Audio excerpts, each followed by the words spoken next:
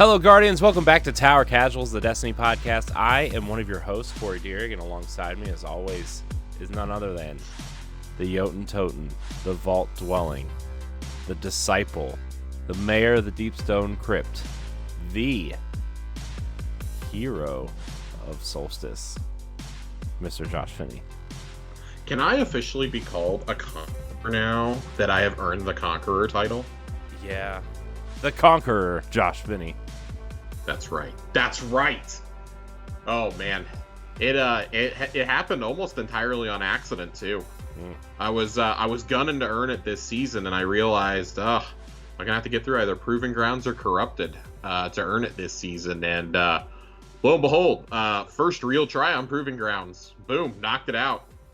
Nice. It was great. Nice. It took us about 40 minutes, but it was good. We just took it slow and sweet. We nearly did Corrupted last night, first try.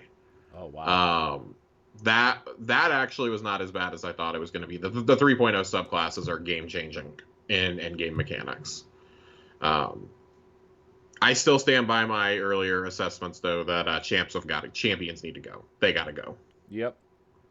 No. They got to go. They got to get out of here. They have no place in this game. Champions are a pain, I will say. It's not. But exactly. Nerd Generalist and I both earned our Conqueror titles this week. I finished mine up last night. We ran Inverted Spire with A1 Johnny so that all of us could have a shot at Horror's Least without having to bang out Corrupted. Yeah. For the GM. We got a chance at the Adept one. Got a roll I quite like. Got a Perpetual Motion Kill Clip on mine, I believe. So very excited for that one, for some PvP action and for some endgame shield breaking. Cool. Oh god, man, it's been a great week on the loot front now that I'm thinking about it. Got the Conqueror title, got a great Horror's Least. Got Heart Shadow. I got Heart Shadow 2 weeks in a row. I got 2 drops of it. Ooh. I can't get a good Storm Chaser to save my life. My only roll has been really bad. It was Adaptive Munitions and Rangefinder, but I got 2 Heart Shadows to drop. I'm still convinced that the breech-loaded grenade launcher in Duality is just like some sort of cruel prank on me. It's a myth. I haven't seen that sucker at all. I have yet to earn it. So, but yeah, two Heart Shadows. And oh god, what else? I got some other stuff this week too. Caliban's Hand got the new Hunter arms for this season. Pro tip: wait for the EDZ Lost Sectors come back in the rotation and just go bang out whatever you're missing on any class. Nice. They take like 90 seconds. Cool. 3 champs, 90 seconds for Excavation 13. Cool. I got the Blight Ranger helmet today for my Hunter, so I'm all caught up on all my exotics. Wow. Got Necrotic Grips going on my Warlock. I even played on my Warlock. Got me some Necrotic Grips. I also played on my Warlock, Josh, and then I switched because Did you really? I didn't want to, play the first mission of the campaign, so I switched. I think I could just quit out, but I didn't feel like doing that. But what I did. Yeah. So what I did was, I've been like buying all of these exotics and stuff for my other classes just to have them. And then big same. And then I've been wanting to play other classes, but I haven't been wanting to put the work in. Let's be honest. And so what I've been doing is saving these exotics, even if they're doubles. And I have all of my characters above 1550 now without playing with them. Yeah, the progression has definitely been a lot better since Witch Queen. I mean, I don't even play my Titan, and my Titan is 1550 ready to go, basically. Yep. I was getting Pinnacle drops when I took it into Iron Banner. Removing the level cap in Iron Banner was just incredible. Yeah. For all my classes to get caught up. Yeah. I definitely think I would be more likely to play my Warlock, and I really meant to play some Lost Sectors last night, but it was like, do I want to get Conqueror, or do I want to go do Lost Sectors? Right. I meant to go in and unlock Couriers of the Falling Star and to get Mantle of Battle Harmony finally on my Warlock.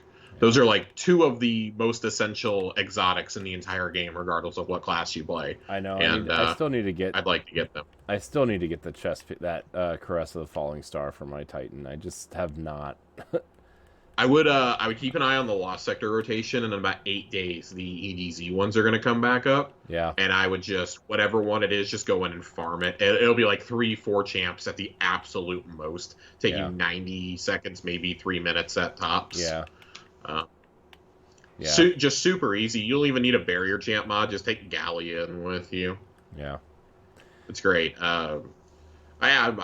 This is the best loot week I've had in months. Yeah.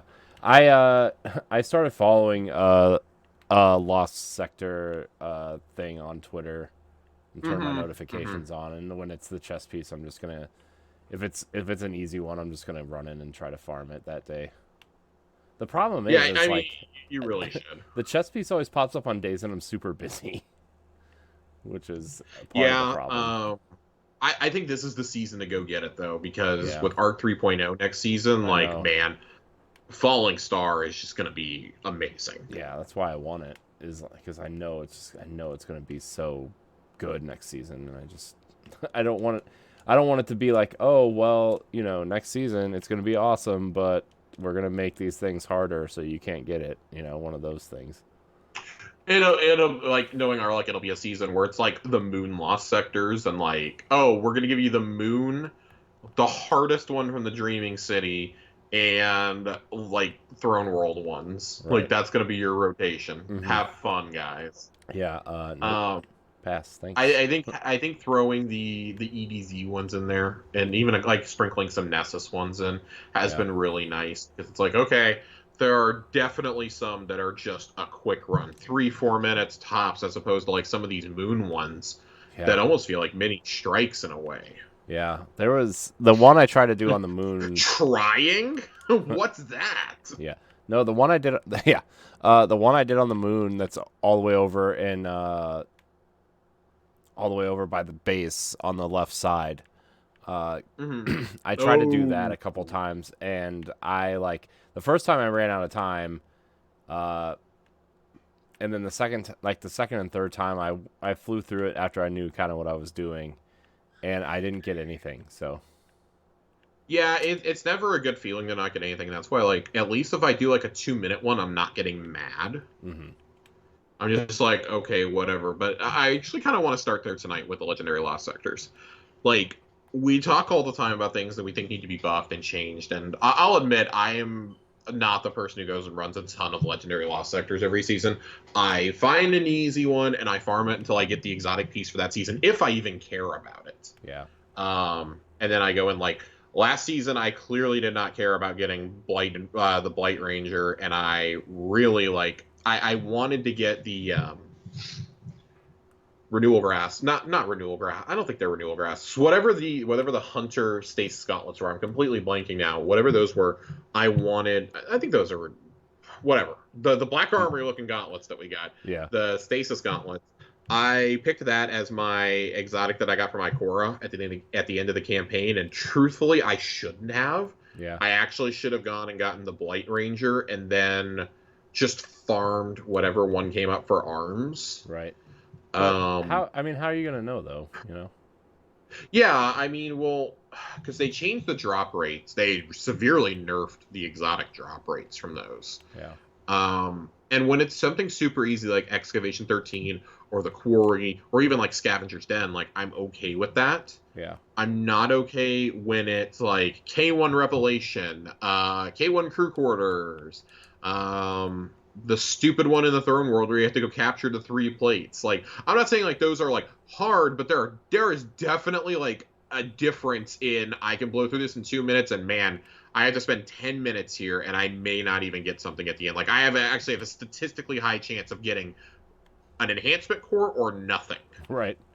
And I feel when you're doing something like that, and I realize that what I'm saying flies in the face of my philosophy, you should never leave empty-handed. And I think Bungie would love to not have us leave empty-handed, but they know that something like 13 would be just absolutely abused every time. Maybe if you cut it to where you only had one of those that you could farm a season, kind of like the Grandmaster Nightfalls, right? If you had one chance, maybe 2, to farm each armor piece in that easy Lost Sector a season, maybe that's a route that you could go. Yeah. But I think that would kind of be a fair compromise. Like that was my complaint when we did the corrupted last night. We wiped. We had been in there for about 32 minutes, I think, and I was like, this just underlines my whole philosophy. Like, I should never spend a ton of time in a high-end endgame activity and leave empty-handed. Right. And I don't know if the solution is to throw crafting balls at us, to throw shards or prisms, or I don't know what the solution is there, but like even like a guaranteed high stat piece of armor or something that Bungie themselves would consider to be a god rolled weapon. Like, I could even live with things like that. Guaranteed red border weapons. Right. I could live with things like that. Like maybe like your first 4 completions guarantee you something, and then or your first 3 completions of a legendary lost sector, they guarantee you like endgame loot, and then all your chances just drop off, except the exotic still keeps like a 25% chance of dropping. Like, either way, that drop rate's gotta get buffed, especially if you're gonna give me one with shitty stats on top of that. Right. Like, just having it in my inventory isn't enough anymore. Like, I don't want to spend hours of my life in the same lost sector just to get something with, like, maybe 6 points higher. Right. I went through this with Star Eater Strides last year. Like, I got a great roll right off the bat, and then it got... Well, not right off the bat. I mean, I probably grinded that lost sector out, you know, multiple times trying to get a better roll. I had, like, a 60, I think, going in.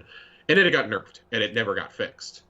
Now that it's been fixed, I don't have a good roll on it. I got rid of them. So I'm SOL unless I want to just go torture myself in a lost sector now. Right. So I don't know. Or like once you have them in your inventory, like maybe they get weighted different, because they can still drop out of your exotic ingrams. Maybe like they get weighted differently, or like if you were to get an exotic from an in-game activity, like it's guaranteed to be one you can only earn out of lost sectors or something. Right. I don't know. I don't know what the solution is. Yeah, I don't know either. I mean, the thing. But I think that's like when we talk about like PvE being in a great position, like Legend Lost Sectors are one of the few things that I would want to, like Legend Lost Sectors and Champs are like the 2 main things I want to see changes to going forward. And I don't think that's something that you feature at the showcase unless you're getting rid of Champs. Right. But like Legend Lost Sectors, it's time for a duel. We're like giving them the new exotics was a great idea, but like maybe after they've been in there for a year, then they can go to Zer's pool. Right. Or they like get weighted the same as all other exotics or something. Because I turned in 6 exotic engrams out of the pass last night. Right. Hoping to get a slightly better roll on Calibans. And let me tell you something. I got 3 Aeon Swifts. I got 2 Stompies. Wow. I already had a Stompies and an Aeon Swift drop earlier this week. Yeah. From doing endgame activities. That is absurd.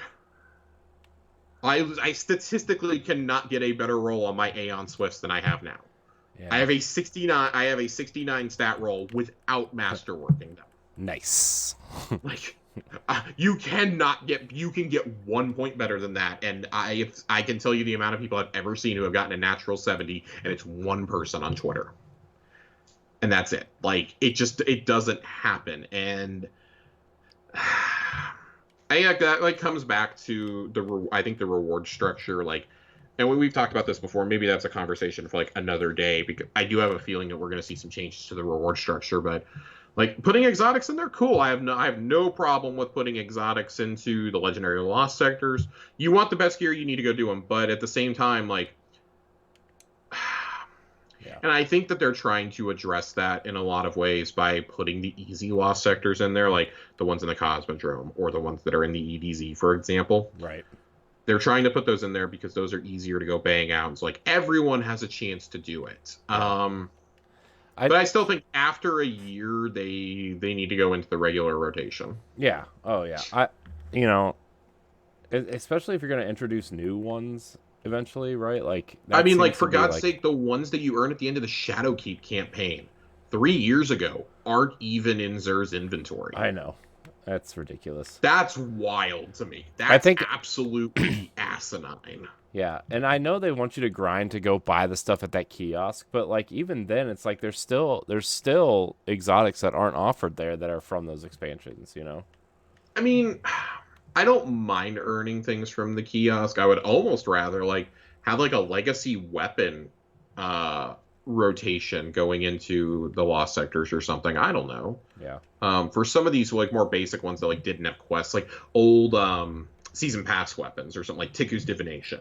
Right. I think that would be something that could kind of shake them up a little bit if you feel like, oh, we might not have enough content. I'm not sure because I genuinely like the idea behind Legend Lost Sectors. I guess I wish it was weighted differently. Yeah. And I could see almost no benefit to going and doing a master one. Yeah. No, I 100% agree with you. Unless like the master one was going to give you that plus like a golf ball, you know, which it's not. And I feel like even then we have so many routes to getting golf balls and getting prisms now. Like I'm full up in my postmaster on those and on crafting golf balls. Like I literally cannot hold anymore. And I've masterworked a lot of exotic armor this season. Yeah. Playing with new builds like Caliban's. I got a 64 on it. I was like, fine, that's as good as I'm gonna get for a while. I'm masterworking this sucker. Right. And like I'm enjoying it. It's the most fun I've had with an exotic in years, probably. Yeah. But now I think then the pressure comes on of, okay, how do we keep making that fun? Like Loreley Splendor was the one for Titans, right? Like it was fun last season. It's god tier this season with Solar 3.0 and with the restoration. And then you don't even have to have restoration to make it work, right? Nope. Like, so I think that's part of the thing for Bungie is like, okay, how do we make these unique and not game breaking, but like kind of let them be OP for a season or two in certain activities, like. I mean, you just equipping Loreley, like, you're basically just that tank. Mm-hmm. You don't die. Like, we were laughing. We told Joey he needed to go die yesterday while we were running Duality, and he was running around in the Kaido encounter and just wouldn't die. Yeah. He had to, like, jump out of bounds to die. Right. That was, like, hey, things like that should totally happen. Like, I'm really enjoying having Restoration right now. I'm enjoying a lot of the artifact mods of this season, in regards to builds. While we're talking about fires though and flames. Fire. Corey, you and our listeners had some thoughts on Solstice. Yeah. So now that you've had some time to play it, and I'm not just giving an impression after 2 hours of playing. Right. No, I played. I actually played quite a bit of it this past weekend because I hadn't done it yet and I wanted to have some kind of full impression instead of like, oh, it's Solstice event, like that kind of impression. Yeah. That sometimes I know I have and should probably be better about certain things. It was cool. I mean, it was cool. It was fine. Like it's way better than it used to be, right? I like the kind of four corner idea. Oh, much better. You know where the spawns are immediately. Yeah, I like that idea. And then, like, you have to go kind of chase down some things, and then you kind of go back and rinse and repeat sometimes. But, like, I liked it. It was cool. It's something that, like, if you needed to either grind for stuff or you just needed something to change up your night with your buddies when you're playing, like, it's fun. It's cool. Mm-hmm. Or even if you jump in for like a half hour, like by yourself, and you kind of go in there, right? It's cool. It's fun. I'm not gonna say it's amazing because I don't think it's amazing, but it is good. Like it's not something that I'm gonna make fun of when it comes back around the next time. I would like to see a little bit more to it. I think. Kind of maybe introduce like a strike / dungeon / raid boss at the end, not clearly not that difficult, but just to like introduce different styles of mechanics to people who maybe don't get to raid or play dungeons all that often. I think that would make it more interesting. But overall, I mean, I think it's way better than it used to be. But I would like to see some boss mechanics added to it. I think I'd like to see some boss mechanics added. I think that not putting a huge emphasis on boss encounters or anything like that, and especially not hunting down those fucking chests. Right, yeah. Has made it to where people aren't just, like, bailing on you or going AFK. Like, it's a fairly quick event, and the spawns are so predictable once you figure out the pattern. Yeah. You don't have to be right up on the fire to chuck the orb at either, as long as you have a clear line of sight at it, which is really nice. Yeah. I enjoy that. I enjoy that you very rarely have to go up on top of the building roofs anymore. Yeah. Oh my gosh, that was like the worst part of the last event, right? It was like jumping, getting up there, especially for like classes that can't jump that I won't name, warlocks. But yeah, I like Bonfire Bash. I think this is kind of like a half step forward. Like, I'm waiting for them to take that full step forward, like Festival of the Lost did last year, with the haunted lost sectors and like with Finch's stories and things like that. Yeah. I don't know, like, if we need a different character associated with it or what. And I'm not saying like, well, not Finch, God, Glint. That's what I meant, not Finch. Jesus. No, I'd like to see, you know, maybe somebody associated, like, if Saladin wasn't off leading the Cabal War Machine, he would probably be pretty cool to be helping out with Solstice or something. Yeah. Or, you know, maybe Shax or some. I don't know. Somebody like Ikora, like, canonically is making the whole thing levitate just like by using her power. Yeah. I think it seems like they're kind of like trying to make Amanda Holiday the Solstice person, and like, listen, I'm going to say this as nicely as possible. Nobody gives a fuck about Amanda Holiday. Yeah, no. Nobody. Oh, cool. Like, we care about her about as little as we do Hawthorne. Yeah. I'd say a little bit more than Hawthorne. Not much. They've at least given her like somewhat of a storyline over the last 4 years. Yeah. But I mean, she's still not. I'd like to see some. I'd like to see some changes there. I think the more that we have these events, the better the loot pool is going to become, because like, you look at the loot pool we get like during Festival of the Lost and like at Christmas during the Dawning. They've been doing those events for so many years, and we have several weapons stacked up that can all drop from it now. Yeah. Right.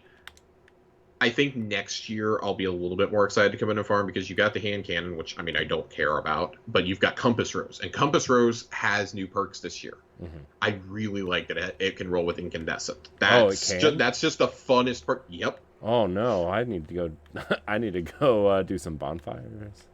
That's cool though. I really enjoy that can roll with it. I don't like that there's multiple currencies, and I aired this grievance last week. Like, Bungie and their limited currencies, man.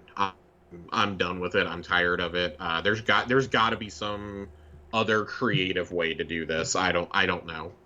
Yeah. Some other way to keep track of this than by me having to. It's like the synth weave thing all over again. Oh my gosh, synth weave. How that was like. I don't understand why I can't just use the. Why don't I just earn, you know, like, and I get the philosophy behind it, like, oh, you're earning this from playing the game, and then you have to go do the bonfire to turn it into the ash for your armor. Like, that's a cool concept, but it's also kind of stupid. Yeah. In theory, it's nice. Why do I need multiple currencies? Yeah, in theory, it's nice. In execution, it's like, okay, this is kind of dumb. Right. I guess I could live with it if it was that, but why do I need fucking kindling on top of that? Right. Or why can't I just earn kindling and then take it there because you use kindling to start a fire? Why can't I do that and then get my ash out of it when the bonfire is over? Right. You know? Yeah. I don't know. You could cut out the silver leaves is what I'm trying to say. Yeah. You could cut something out here. Yeah. It feels like some unnecessary steps were taken, and it's unnecessarily confusing at times. Yeah. I just. But overall, I think it is better. Yeah. I think the quicker. It's not. Yeah, go ahead. Like, the quicker you can get back into the activity without these random currencies, right, the better. You know, like, I don't understand why there's like multiple steps and multiple things. If you want people to play your event, get them back in quicker, and then, you know, I don't know, silver leaves. One thing I will say, I saw a lot of complaints about, oh, they want us to go do things other than play the event. Y'all get mad when they only tell us to play the event. Which one is it going to be? Right. Which one's it going to be? Y'all got mad that you had to bang it, that you had to do nothing but the EAZ. I'll tell you something. I would rather have this system and like, oh, I'm getting rewarded for things I'm already doing, considering it's the back half of the season. I'm wrapping up my seal. I'm wrapping up triumphs, etc. I can go knock out multiple things at once right now. Mm-hmm. The only thing that was baffling to me is one of the challenges to get a piece of kindling is complete sever activities or altars of sorrow. Why the fuck does the Leviathan not count instead of altars of sorrow? Like, it seems to me like there's a public event activity with waves in it that is associated with sever that you could easily put in here. I digress. No, I digress. I get it. It just seems a little silly to me overall. Mm-hmm. But yeah, overall it's better. And we asked for some thoughts, and just about everybody had the exact same thoughts as us. Yeah. It just like, yeah, like we're having fun, but yeah. Yeah. Like, can we get a little bit more substance here, essentially? Yeah. Let's see. Jesus wrote in and says, Solstice wasn't as annoying of a grind as Guardian games. 100% agree. Guardian games fucking sucks. Yeah. It's terrible. Guardian games is, like, probably the worst thing that we have to do currently. Yeah, Guardian games... this is way better than Guardian games, for sure. Way, way better than Guardian games. Rushjet wrote in and says, Solstice has been nice. New Bonfire event's been a good change from the previous event. Again, Guardian games. Absolutely agree. My fire team tends to do their normal grind, then cap off the night with a Bonfire Bash or two. Yep, same here. We go do all our playlist stuff, get kind of full up on the leaves, and then we head over and turn them into ash. Rolling stats on armor is nice to see, but the outcomes have been blah for me. This has been like really hit and miss because I was having the same experience. What I've kind of discovered, and I'm sure you're doing this, is equip they even tell you on the screen, like, make sure you have the right ghost mod equipped for the stats that you want. Yeah. Our friend Joe has managed to get a really great set of armor going with this. So I definitely will vouch and say, man, trust me, like, it's a bit of a grind. I know it's a bit of a grind. We still have a week and a half left in the event. I would encourage you to go a week and a half, maybe even 2 weeks left, really. It goes through the 9th. Go and try and get some more. I mean, I'm not advocating for anybody to play more of the limited activities, but when you have an opportunity to kind of like just farm the armor infinitely and like re-roll your stats, like, I get that means you're gonna have to do more activities and more bonfire bashes, and it's meant to feed the progression. Right. The progression. I think it's great for those who have not been lucky enough to get god rolled armor over the last couple of seasons. I mean, I'm still using boots from Season of the Worthy. Dude, when they stopped with the vaulting of our stuff, when they stopped sunsetting, thank God those boots did, because they have a plus 37 in restoration. I'm still using the Iron Banner chest piece from Season of the Chosen. So, I mean, yeah, that's like from the last year at least. Like, I mean, it's when you get a piece of armor that has like a really good stat distribution, like, yeah, you want it. And I'd probably be more inclined to like change it up if there were better like armor origin perks, which we're definitely seeing a shift towards that now. Yeah. But I want to see more along that, because then that would be like another baked in perk. I would be like, oh, I need to replace what I'm currently wearing. Right. But for now, like, that'll do. I probably will like bang out a chest piece for myself, because my arms are almost always my artifice arms. They're either my artifice arms, or I'm wearing shards, or I'm wearing Caliban's hand. Those are the three things that I wear on my arms. My legs, it's always my plus 37 resilience, not restoration. I said restoration earlier. My plus 37 resilience boots, or it's I need stompies for a jumping puzzle, or I need my Orpheus rigs on. Like, my cloak is always artifice, so I can run extra mods there if I need to. I mean, my helmet and my chest piece are about the only two I could go bang out better rolls on, and I still have pretty good rolls on those. Like, with my powerful friends and stuff equipped, and radiant light and things like that, my helmet is 108. I don't really want to go change that. Nice. I've been pretty happy with my setup for quite a while. Yeah, no, I would be too. Christy wrote in and says, enjoying the bash, definitely better than chasing chests. I think it's easier for casual players to participate and enjoy too. Absolutely. I've not seen blueberries leave like they have the last couple of years. Yeah. Or people just being like, I have no idea where to go for the chests. Like last year we were all like, oh my God, they tell us where the chests are. Now it's like, oh my God, I just have to go stand at the bonfire to get my rewards. This is kind of nice. Right. Yodeler wrote in, says, I completed it, got the title, and infused all higher light gear to other things I'll use. Love the grind, hated the armor sets. The armor seems to be a sore point for most players. I did find someone who likes the Titan set, though. Joe likes the Titan armor. Joe. He got the glows and everything. I was like, man, you like the Titan set? He's like, yeah, I'm a pretty big fan of it. Joe. Corey is disappointed. And then our last, we got a lot of mail on this feedback. Dope Sage writes in and says, I'm kind of enjoying it. I feel like the grind should be less repetitive, or at least change the EAZ for each encounter. It makes me annoyed to run around the same spot for multiple hours without any kind of environmental difference. I totally agree. And I'm not going to let Bungie off the hook here per se, but I can understand not investing in a change when it's something that's only going to happen for 3 weeks. I just kind of like we were talking, like I go in, I do my thing, I get out. I don't want to play it for hours on end because I feel the same way. I've looked at the EAZ. This is the 4th year now. I hate this place. It's been well documented how much I hate this place. I hate it. Get me out. I hate it. I hate it so much. It is just, I think creatively it's an interesting space. It's just never been utilized correctly. The Cabal cannons have been a godsend on this map this time. Yeah. It is harder than ever to use your Sparrow around there, though. It used to be easier. It's not now.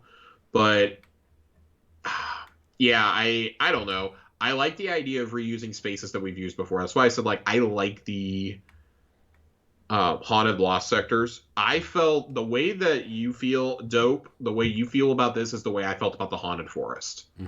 I was ready to straight up boycott the event if it was the haunted forest again. I genuinely got to a point, I think it was the 3rd year in a row that we had it. It was actually right as Beyond Light was about to come out. Haunted Forest was there again, and I think I did like 3 runs total. I just skipped the entire... I bought the armor set and then didn't play. Yeah. Because I just couldn't take it anymore. I bought the werewolf armor set for my hunter, and then I said, nope, I'm out of here. I can't do this. I'm out. Yep. Whereas compare that to last year's, I banged out everything. I got every ghost story. I farmed it. It wasn't even like a particularly like incredible event. I just had a lot of fun with it. Yeah, but it's way better than the. Again, it's one of those events that's not great, but it's way better than what they had before. You know.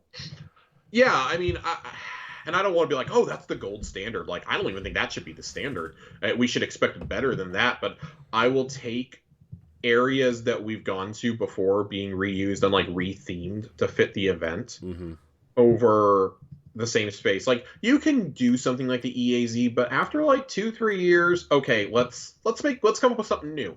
And I don't want to put words in Bungie's mouth, but I in the back of my mind when they were talking about events, they said they were going to revamp one a year, like majorly overhaul. I really hope this is not the overhaul. I was going to say this didn't really feel like an overhaul. It just felt like this is a step forward. It's definitely a step forward. But we need to take a couple steps forward. I think this is about a half measure, which, as long as it wasn't what we had last year, I was probably going to play it. But like, even when we were talking about it, I was like, man, if it's the same thing as last year, I don't know what the hell this Bonfire Bash thing is. Like, I'll check that out, but I'm not playing the same event again. And I've been pleasantly surprised by this. I hope to God that the revamp that they're talking about for this year is dawning. It needs it really bad. It needs it almost as bad as Solstice. Yeah. Solstice, like, I feel like, okay, you bought yourself a little bit of time with this year, but please please, please, please get rid of the EAZ. Make some other area and keep the bonfire thing going. But I think Jesus is kind of on this. Or not Jesus, I'm sorry. I think Dope is on to something here, though, at the same time. Like, you could keep the EAZ, but let's make another arena or two. Like, you could reuse one of the arenas that we did the what do you call it in? Overrides. Oh yeah. You could reuse one of those arenas, like on Europa or on the Moon or so, because those were just public areas that we used. Yeah. You could just you could use one of those, and I'm not saying like I want it to be an open world event. Like, it definitely needs to have the matchmaking aspect of it, but and I'm not saying like any of those would be like on the level like the verticality of the EAZ or anything. But there's things that you could do if you tried. Yeah. And I think like it's time that we kind of embrace some of these areas that we haven't used in a while. Like, honestly, bring back one of the old Forge locations, the one on Nessus that had all the man cannons going everywhere. Mm-hmm. Bring that one back as a bonfire bash area. That would be a blast. Yeah. It's only in the game for like 3 weeks. That could be a lot of fun. Like, let's reuse some of those assets we've already made. We've already seen the Leviathan getting reused. Let's keep the train going here. Yeah. No, I agree. So good perspective, Dope. You changed my mind as I was ranting. That's hard to do. It is hard to do. But Corey, do you have any final thoughts on Solstice? Fuck the event card. I said it last week. Fuck the event card. That thing is terrible. Yeah. I am terrified that we're going to get more microtransactions like this. I don't think the event card is worth it. No, not at all. And this is coming from a dude who was excited to buy the hot dog champ emote, and then it's funny, I've played so much Fortnite over like the last 4 months that I'm like, man, these emotes kind of suck. Like, I'm sorry, and like, and I'm not even so like, oh, like, I get music with my Fortnite ones. Like, they're just better done. Yeah. Question mark? And I get like they have an entire team. They have hundreds of people that only make skins and microtransactions at Epic. But yeah, no, I get it. When we hear that Bungie did a lot of the emotes for like the last year and a half from their garages, yeah, it kind of looks like it. Yeah, scary feet. I don't mean that in like a snarky way, but we can tell. Mm-hmm. The skateboard emote in particular is bad. Yeah. You should be ashamed that was released. That is bad. Yeah. But I just like, they want you to pay $10 for a ghost shell that probably 95% of its player base is never even going to think about. Mm-hmm.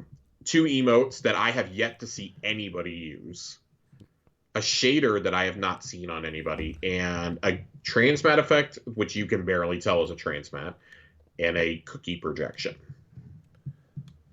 Honestly, what would have got me to buy this is if you would have put that dope go-kart Sparrow in the event card. Yeah. I bought it, the go-kart Sparrow. I'm holding off. It will be up for Bright Dust in 2 weeks. The last week of the summer event, I believe it's up for Bright Dust. Yeah. And I'm sitting on 105K. I got to spend it on something. It's cool. It's really cool. I think an event, like the event card, you could fix. And like, so it's funny because Johnny pointed this out to me on Twitter. I was like, #fuck the event card. And he goes, until there's some really cool cosmetics during Festival of the Lost, and then you're back in. Yeah. And it's like, yeah, it's like absolutely true. Like, my opinion is subject to change.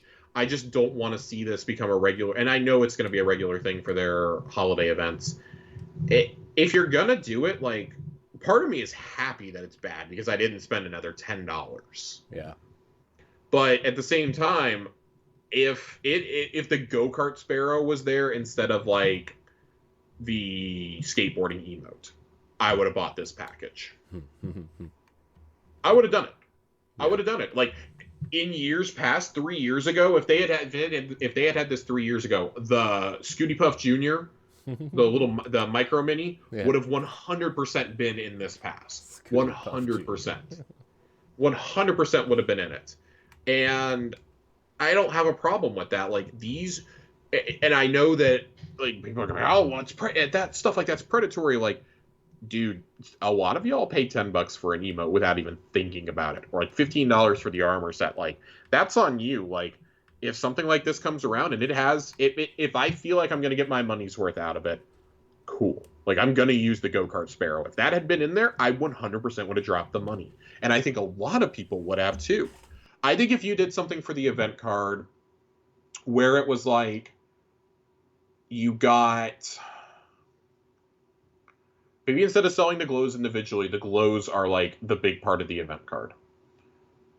You do the glows with like some other cause, like with that, a Sparrow, like the good Sparrow, you know, the go-kart Sparrow. You can keep the ghost shell that nobody cares about. Put one of the emotes in there. The shader, the transmat effect, and the projection.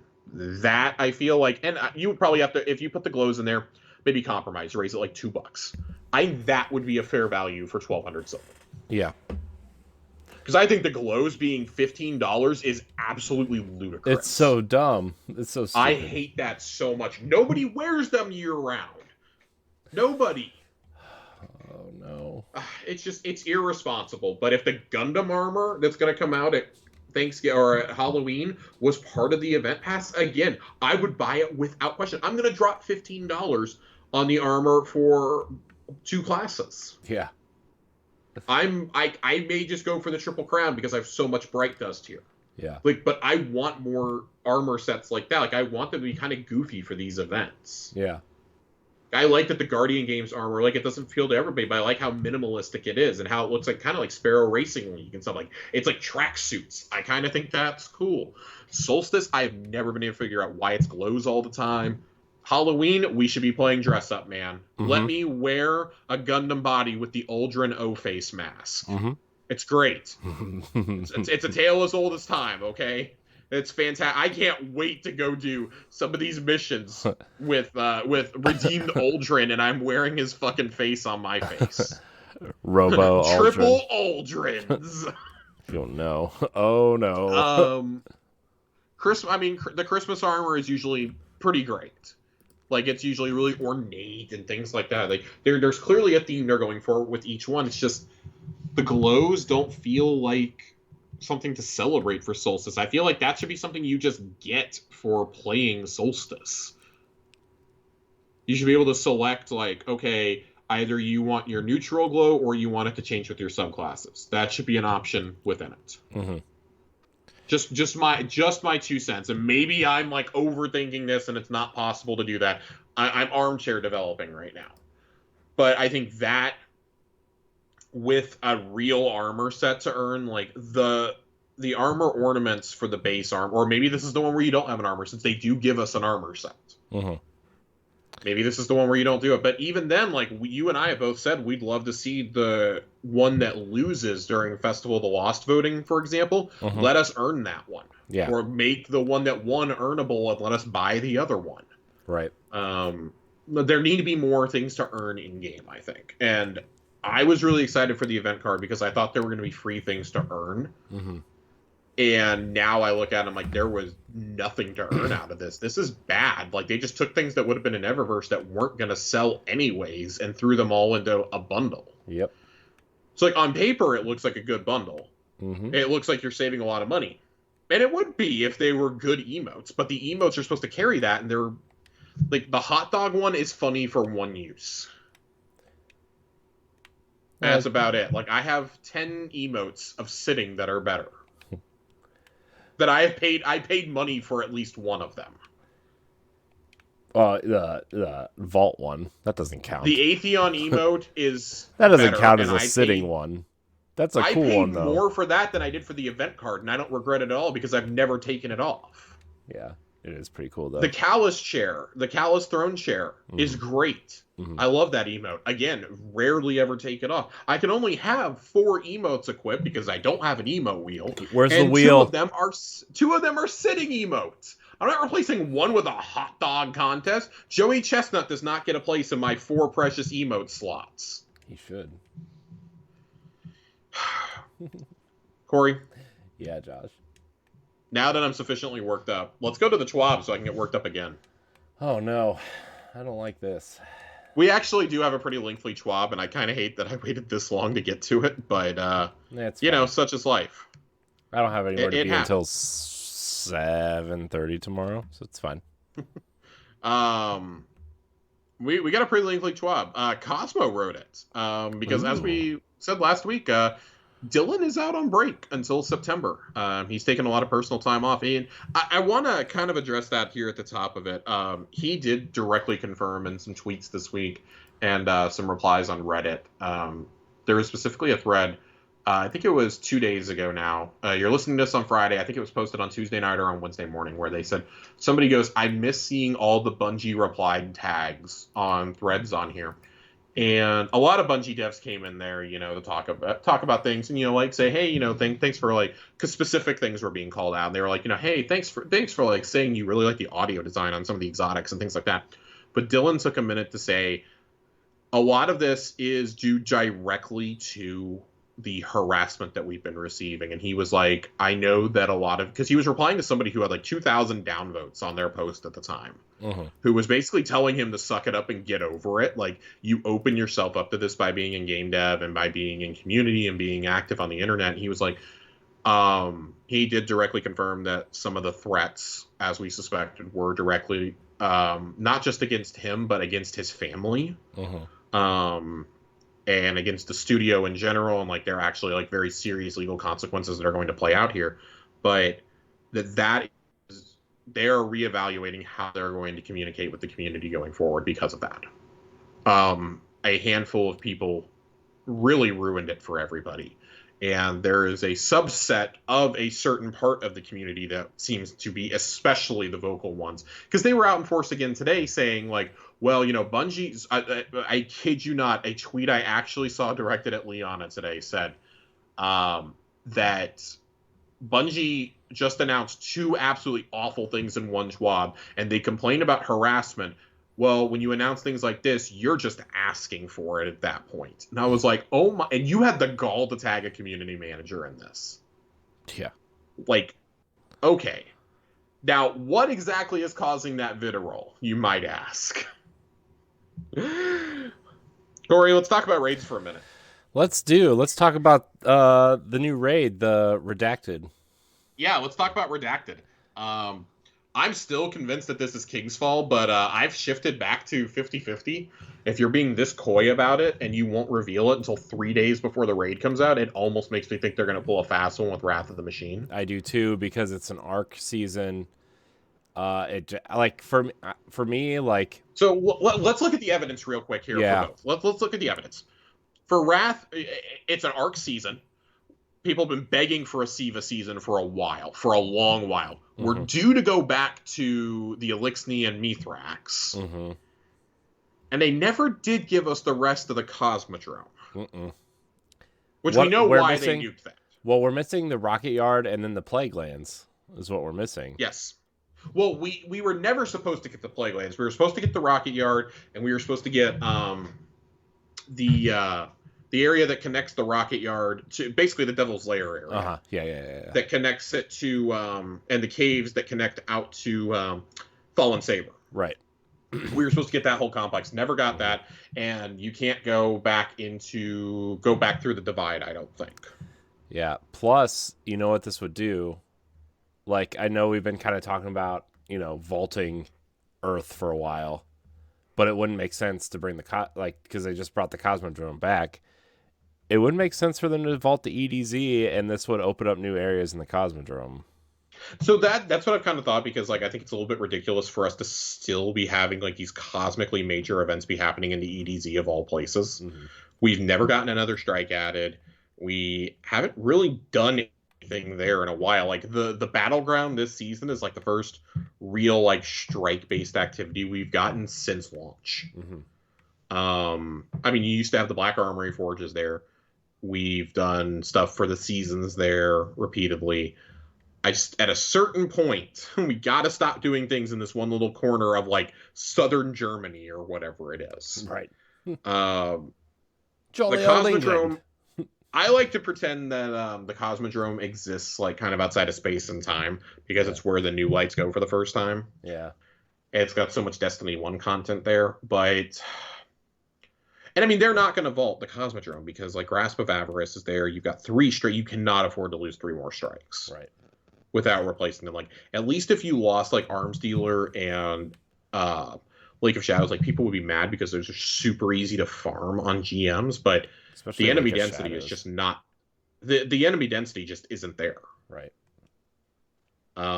You could get rid of that pretty easily, and I don't think anybody would shed a tear over not having... We would lose our easy lost sectors. We just talked about lost sector farms. I would lose my farm, and I'd be upset. Oh, but no. It's okay. I understand.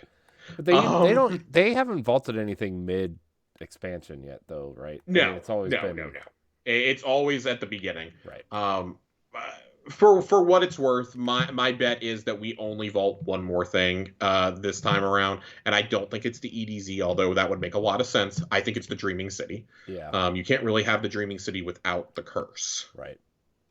So when the curse breaks, you got to vault it, and I do think we're breaking the curse before Lightfall. We almost have to at this point. Right. They haven't done anything with it. We've never gotten another strike. Again, same complaints here, right? The last thing we got was fucking Wrathborn hunts. Right. And astral alignments. So you look at that as evidence. The one thing I would offer up as a counterpoint for why this is not coming back right now, we already have the raid exotic from it. We already have Outbreak Prime back. I know you can easily make another exotic, but that's one of those weapons that like Vex Mythoclast, like what is I keep trying to call it Crown of Sorrow. Touch of Malice. Not Crown of Sorrow, Touch of Malice.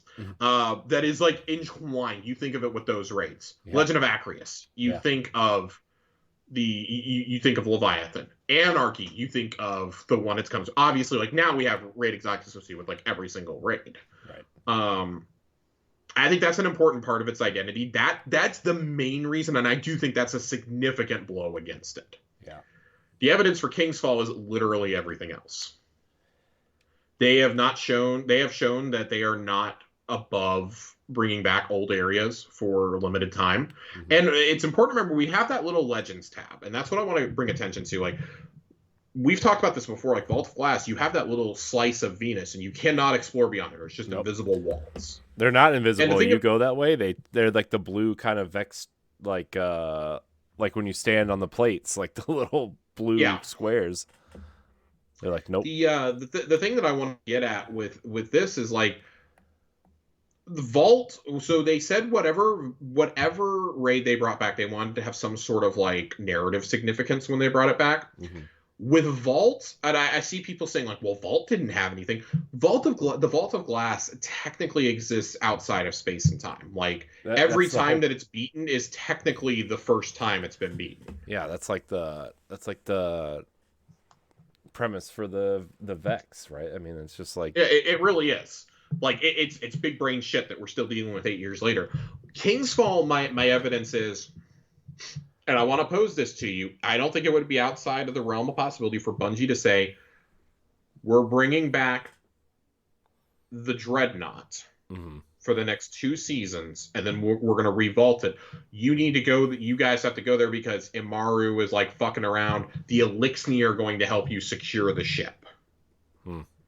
Imagine House Light going with you. House Light, Drifter, and Eris all working together with the Guardian. Like, I think you have that, and like, as like the seasonal, as like the seasonal. Yeah. Okay. Yeah. As like a seasonal area that you can explore, but I think you could even go beyond that. And like, this is where I'm going to get really big brained here for a second. Shield Brothers strike coming back. That I'm getting there, Corey. You're reading my mind. We got 2 strikes given to us with the Witch Queen. Okay. And it's a far cry from. So with Beyond Light, we got one strike and we got 1 reprise strike, and then they gave us 2 the next season, and they gave us Proving Grounds eventually. So we got really 5 strikes given to us in Beyond Light after we vaulted a bunch of them. We only got 2 here. We're long overdue for another strike. We're overdue for another strike. But if you're going to keep bringing content back from Destiny 1, I think I don't think you bring back the Dark Blade. I think the Dark Blade is done. That one is done. He's back as the Light Blade. Right. Bring back the Shield Brothers and then give us an original strike on the Dreadnought. I'm not saying you have to give us the entire Dreadnought because I think that's completely improbable. But if you're going to bring Touch of Malice back, it would make sense that you need to do stuff on the Dreadnought. Mm-hmm. And not just like in the raid or, at the same time, like I'd almost like Touch of Malice to be something like Divinity. You have to do extra stuff along the way to unlock it. Mm-hmm. There's a lot of possibilities you can do there, and I do think it's probably going to be tied to a quest within the raid. Mm-hmm. It's been too long since they did one of those, and Divinity to me is still one of the most. It's the most useful exotic they've ever made for a raid, but it's also like one of the most uniquely earned that they've ever done. Like that and Outbreak Prime, original Super Stimulant, like that's kind of like the holy trinity right there. Mm-hmm. I'd probably have to argue Bastion with the quarters of time too, but I'd like to see some changes like that. And it would make sense that they don't want to reveal either of these, because if they say King's Fall, you guys said narrative significance, we're going back to the Dreadnought. Mm-hmm. Dreadnought's going to be explorable again. We've both maintained for a long time we think the Dreadnought has some sort of story significance still to be played. Like maybe it's, we know the Witness is coming. We have to stop the Witness from getting the powers of the Dreadnought. Yeah. Something like that. And like, you and I have both thrown it around on this show. What if you fight, instead of Oryx, you fight a resurrected Savathun? Yeah, that's where I was getting ready to go. Like, what if you get to that final encounter, and instead of Oryx, like Savathun kind of comes up and becomes the, big bad. I mean, I guess like you can't really change the mechanics too much from that. No. But it would still be really cool to see, right? It would be really cool to see. I definitely think that there is a place and a time that could happen. I don't know that they would do that in a seasonal. This is what I keep coming back to. I don't know that they do that in a seasonal storyline, because if it's going to it's hitting 3 days into the storyline. How can you resurrect Savathun and kill her right there? Right. You know, it'd be really cool though to have like, and I know this would be like kind of cosmetic / minor changes only, but if you had 2 versions of the raid. One where you fight. Now that's an idea. Where you could like, one would be Oryx, then you obviously have like Golgoroth and the War Chief and stuff like that. But like, then maybe you switch up the enemies. Like instead of Taken, they're Scorn, or instead of Hive, right? Like, I mean, you could do something like that, and then fight Savathun at the end. And like, obviously, like the main encounters would not change, right? Like, I mean, you can't really do that. I mean, I guess they could, but I mean, realistically, they won't do that, right? But you can change it just enough, right? Like they used to do strikes. Like, oh, well, this is the Taken version of the strike. This is the, Vex version. I think that would be super cool. I think that would be cool. I would like that. That would be kind of big brain. That'd be beyond anything that I think Bungie has done before, obviously. Do it, Bungie. Free idea. We've seen them do it with strikes, though, where in Destiny 1 you had the regular version, then you had the Sivified version. Yeah. Where you had like a Taken version. Mm-hmm. And I think that it's definitely possible, and it would let you reuse some of that older content in new ways. Mm-hmm. I wouldn't be like overly shocked if that happened. For the record, I'm 60-40. I think it's 60% King's Fall, 30% Wrath of the Machine, 20% Crota's End. I think or 10% Crota's End, whatever the percentage I have left. 20%, I guess. Crota's End, whatever. Math's hard. Like, yeah, I can't math. Whatever. I think there is a very, very slim chance that it's Crota's End, but I believe Joe Blackburn said that would. If that came back, he wants to bring it back, but if that came back, it would never come back as a raid. Yeah. It's too small. Like, I mean, even some of the dungeons at this point. It's a dungeon. It's a straight up dungeon. It's longer than that, right? I mean, yeah, it's a straight up dungeon at this point, which there's nothing wrong with that.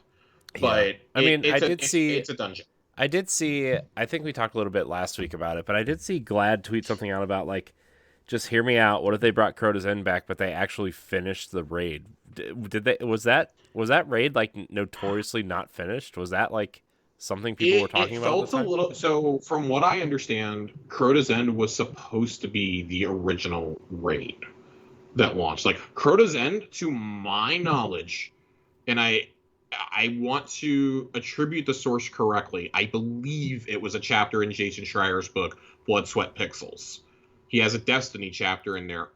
I believe Vault of Glass was coming in real hot when it came out. Like, it almost didn't make the original game. Crota's End was done before Vault of Glass. Like, Crota's End was done the summer before Destiny came out. Right. By the time we were playing the beta, Crota's End was locked and loaded. Like, it was ready to go because we know now everything that was in Dark Below, House of Wolves, and Taken King was, with the exception of maybe the Prison of Elders and like the Taken King raid, was supposed to be in the base game. Right, and like remember the whole thing was like depending on what race you were, you started on a different planet. That was like the original plan. Yes. And which is why Europa is in the concept art. Yeah, because I think Exos were actually supposed to start there, and then somehow, like after Deepstone Crypt has been a concept since the earliest days. Yeah, and then you kind of the story kind of converges onto Mars, but then like obviously Crota and the Taken King stuff was supposed to be like that original. Yeah. Sorry, I'm kind of talking in circles. Yeah, no. Like I want to give some rationale for why we're talking the way that we are. I still think it's King's Fall. I don't think you can go wrong though with King's Fall or Wrath. Like, I would be a little bummed if it wasn't King's Fall, just because I want to experience that for the first time again. Especially with the new super mechanics. Like, how's that going to change without, Well, like with the new super mechanics, like how does Well of Radiance change this? How does Subclass 3.0 change it? Things like Divinity. I'm very excited to see how. I mean, that would be a raid where you really can't use Divinity on the main boss. Right. I'd be excited to see how that gets handled. There's a lot of potential for both of these, though, and I think it would both of them would almost demand opening a new area of the map up, which would be exciting also, because we've never really gotten that. After the Leviathan, anything's possible as far as I'm concerned. Literally anything's possible. Like that, this is Season of the Reused Asset, and I reused in a decent way. I don't think it's like incredible, but it's been reused in a decent enough way. Right. But the big reason why people are upset about this, like kind of circling back to that, this raid is the first one since Garden of Salvation that is coming out on a Friday and not on a Saturday. Yeah, I saw that. It is launching at Daily Reset on Friday, August 26th, 2022. And they told us they will not tell us what raid it is until the showcase, because they want to keep it a secret. I don't personally have a problem with this. Our day one group that I run with, like me, Joe, Nerd, Johnny, a couple of our buddies, all kind of collectively decided after Vow of the Disciple, when we weren't even getting hit with the error codes like everyone else, just like, man, we spend like 10 hours at this only to get like to the second or third encounters, and on day one, and it's just like, you know what? Nah, we'd rather just wait 24 hours and then come in totally ready to go. There's probably some strats out. We'll know what kind of gear we need to infuse up. Your artifact is re-enabled. Like, we're not going for worlds first. As long as I can still earn my jacket, cool. Like, an emblem is not going to sway me to go do it on day one. Right. I do understand why there are a lot of people very upset that this is happening on a Friday. And Bungie did offer some clarification outside of the TWAB on that. Liana made a pretty good thread about it, and she was replying to a lot of people saying that this was largely in response to the issues they had during Vow of the Disciple. Infamously, they had to extend it 24 hours, contest mode. Right. Which then interfered with a lot of us normal people who wanted to get our clear on the weekend. Right. Because now we no longer had Saturday and Sunday like we usually do. We just had Sunday afternoon. And that was we were not able to get our team reassembled. Right. I went and got a clear on. We got a clear on Sunday, but everyone else had to kind of tag in on Monday night. Right. if that. Like, some of them didn't even get it till the next week. And that's kind of infuriating. So she was like, basically, like, we don't want to force our team to work on their days off. And it requires a lot of people, all hands on deck, in case the raid and the servers and stuff go down during the raid. Right. We would basically, it's basically like, we know there's going to be significantly less people engaging with it on a Friday. But I think that also allows the server capacity to ramp up as North America starts getting off work. Right. And people aren't on call to come in and fix it too, right? I mean, that they aren't on call. She's like, we don't want to force them to come in on weekends. And they're like, well, this is screwing those of us who can't, take off days. To that, I would say I see both sides of it because, like, for example, my girlfriend's schedule is set 6 weeks in advance. Right. It's like she would not be able to get off. Mm-hmm. Because she is an essential worker. She would not be able to get that time off if she cared about doing day one, and that would be really frustrating. There are entire raid teams falling apart right now because people are like, I don't want to take a day of vacation for this. I can't rearrange things. I work a job where I cannot take off. Like, there's one who she's an on-call nurse, and she's like, I'm a charge nurse that night. I absolutely cannot take off that day from work. Mm-hmm. There is nobody to fill in for me, and that's frustrating. But I also see Liana's point of, well, when we do it on weekends, there's people who work Saturdays and Sundays who can't do it either. She's like, this now affords them a chance to maybe do it. Mm-hmm. Like, somebody will always get screwed no matter what. I mean, for God's sake, when we launch it, it's the middle of the night in, like, Australia. Yeah. It's 7 or 8 o'clock at night in the UK. Mm-hmm. And God forbid you live in, like, Eastern Europe or something. Like, we're launching it like 9, 10 o'clock their time. Yeah. Like, they're trying to play all through the night if they want to get worlds first. And somebody is getting screwed no matter what day, what time you do it. This just keeps going back to my thing of, I think contest mode should always be a selectable thing. Like, once worlds first happens, boom, unlock the regular raid for all of us. Mm-hmm. If you want to keep doing contests to get that emblem in, like, the first 48 hours or something, go for it. I think it should be choosable, right? Like, after worlds first, like, I think it should be. So my idea has always been, have the normal emblem, okay? Have your 24-hour emblem. Have one that signifies that you did it on challenge at any time. There is nothing in this game that prepares you for doing a challenge mode day one raid. Mm-hmm. There is not a single thing. Grandmasters don't hold a candle to this. Right. Master raids and master dungeons don't really hold a candle to this. Right. I would like for that. If that was an option, then yeah, maybe I'd go work on encounters and, like, strategies and things like that to be better prepared. But I mean, like, my team can't assemble on a Friday. Literally all of us are at work. Mm-hmm. So we're going to convene at Daily Reset on Saturday and go for it from there. Like, I can wait an extra 24 hours to do the raid to make sure that we can all at least have parts of our weekend. So, you guys should be familiar with this already, but it's just like Vault of Glass. Contest mode for 24 hours, 1560 power to be at the cap for all the encounters. That's not bad at all. That means, like, the second contest mode is gone, that's going to be a breeze. Yeah. That's going to be an absolute, because the pinnacle cap this season is 1570. You're already going to be able to be working towards 1580. You're going to have the artifact enabled. Yeah, it's going to be great. Right. Clearing the raid with contest mode active is the first step to access the new challenge mode in the director and the special triumph for completing all the challenge triumphs in each encounter. Completing the secret triumph, which is a curated list of challenges in the newly unlocked challenge mode, will be how a fire team crosses worlds first. Blah blah blah. So, have fun. Have fun, everybody. Let's talk the big topic this week. Big topic. Starting in Season 18, we're introducing some changes in how we play Matchmaker in the Crucible. This is the first iteration of a larger plan going through Season 19.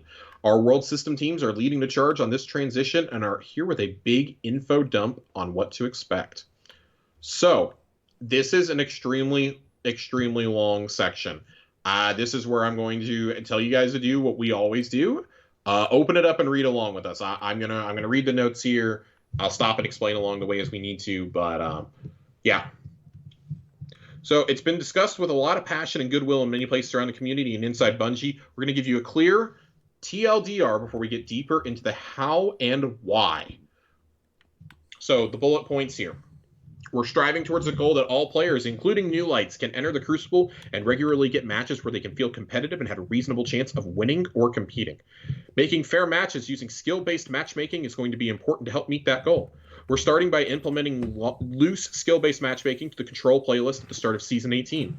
Loose skill-based has a wider starting skill similarity than Survival and should result in matching with a wider variety of players, while also eliminating some of the frustrations we see in our current system. Expect this loose skill-based system to expand to other playlists in future seasons as we tune what we consider a high-quality match by gathering real data and feedback from you. We are not planning to add it to every match-made Crucible list. We will continue tuning until we are in a good place. We will report updates regularly. We will be implementing a form of fire team size preferred matchmaking in Season 19. A lot of what follows is pretty in-depth. Please feel free to skip to the tuning section below if you aren't interested in the details and just want a high-level view of what you will be experiencing. So let's talk about the TLDR here, because we're not going to get into the nitty-gritty of absolutely everything. That's what those bullet points are there for you to go down and read them yourselves. I'll skim it, read anything out that we need to. Skill-based matchmaking is something of like a swear in PvP activities, I feel. You either want it or you absolutely hate it. And I find that you tend to hate, the more you hate it, is probably the better you are at FPS games, competitive FPS. I do not see any way that a game like Destiny can continue to have a thriving Crucible community without skill-based matchmaking. Right. Flat out, I'm going to say this. When they say they're not adding it to every single playlist, the two that I do not see them adding it to is whatever the Glory rework becomes and Trials of Osiris. Yeah. At least initially. I would not be shocked if it started making its way towards Trials of Osiris. But to do that, you would have to abandon the cards and completely revamp Trials. Again, I do expect this to be in not only Control, because that's the base playlist. Right. I expect this to go to Rumble next. Mm-hmm. I'd be very surprised if it was not in Rumble eventually. I expect it to go into Momentum Control. And I don't think it won't go to things like Mayhem. I don't think. Yeah. I don't think it'll go to Team Scorched. Maybe it will go to Supremacy if Supremacy comes back. Oh man, I miss Supremacy. Which is the 66 Crests mode. Yeah, I miss Supremacy. I like Supremacy. And I this is where people are going to get upset with me. Uh-oh. I see it going to Iron Banner in Season 19. Mm-hmm. And that's because you do not emphasize new lights without having just made this huge deal about Iron Banner being accessible to everyone. I think that it needs to go to Iron Banner also. Yeah. No, I agree. I understand why a lot of higher level players are going to be very upset about this. It will be a lot harder for them to likely go in and either solo or team stop other people. Mm-hmm. The most fun I've ever had in the Crucible, I swear to God, was before they took out skill-based matchmaking. I had matches that genuinely felt competitive, but also that, like, man, if I was really rolling, if I was getting in there with, Johnny and our buddy Phil, or, like, Max or something, this before I was playing with Nerd and Joe even. Yeah. Like, I was having a great time, but not everything was always a stomp for us. We were getting stomped. There were a lot of times where we got stomped, a lot of nights. Mm-hmm. But I genuinely had more fun. Right. And that's something that I think's been missing from Crucible for so many people for so long. Like, I see people dread Crucible almost as much as they do Gambit these days, and that's a sad place for this to be at, because I think Destiny PvP, with the abilities and with the supers, with the abilities, with the exotic combinations you can do with weapons like things like Witherhoard and Laurely Splendor and Shards of Galanor, like there are so many unique things. Nova Warps, Thunder Crashes. There's so many unique things in this game that you don't find anywhere else. For the community to be like, oh, I don't want any part of this, is bad. That is a failure of game design at that point. That is a failure of the community aspect. Crucible should be something that is fun and not. You should not be ultra sweaty in something like Control. Or maybe Momentum is a little bit sweatier because that's supposed to be SWAT, right? Maybe that's a little bit sweatier. But things like Control, Mayhem, those should not be sweaty. Right. And I think them taking this approach, I'm curious in the wait and see approach, because the community managers were talking about this earlier, and I've seen some PvP people I really respect, specifically Ascendant Nomad, talk about this today, being like, we're going to cautiously watch this. But he's like, I'm optimistic. And I want to find exactly what he said, because it was really, what he said was really, really good earlier. Okay, if my search bar wants to load. Search bar. Yeah, the Twitter search bar is so bad. He had a good take, and I wanna read this out when I find it. 1, good players should not be punished for being good with longer queue times and worse connections. 2, bad players should not be able to constantly bottom frag or be outplayed every game. Or excuse me, bad players should be able to not constantly bottom frag or be outplayed every game. The changes seem to understand this in theory. The rest is in execution. Let's see. I am ultimately on side whatever gets people playing more Crucible. Matchmaking changes alone won't deliver that, but I hope it will make it more bearable when people do step in. This is the page I am on right now. I am 100% on this page. Making something like the Crucible accessible to more people is what has to happen. That's why we went from 4 people. That's why they changed the original 4v4 of Destiny 2 to 6v6 again. It is because of that, like largely because of that, right? And that's why some of these maps feel so cramped in 6v6.